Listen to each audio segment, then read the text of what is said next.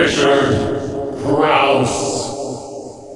Now that the Harry Potter franchise is winding to a close, along comes the new kid on the block. That's Percy Jackson. Despite the protests of director Chris Columbus, who helmed the first two Potter movies and produced the third, he says it's nothing like Harry Potter. Harry Potter is about wizardry, and this is about Greek mythology. Percy Jackson and the Olympians, the Lightning Thief, plays like the boy wizard's long-lost cousin.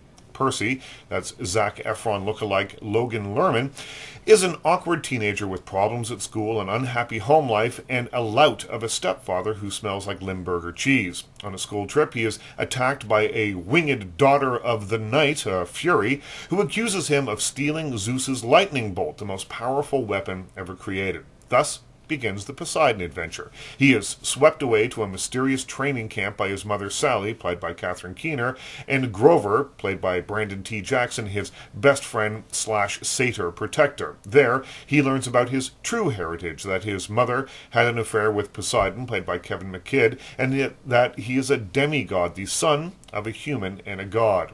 He's told the world is full of such half-gods, some whose names cannot be divulged. He's told that they're famous, like White House famous.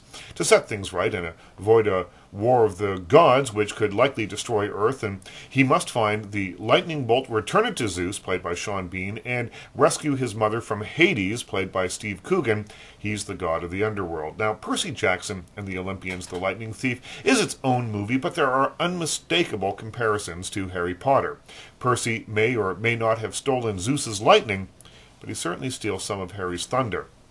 The lead character is half human, half supernatural. He goes to Hogwarts, Camp Half-Blood, to fine-tune his powers. He chums around with Hermione and Ron types called Annabeth and Grover. And there's even a mid-air Quidditch match.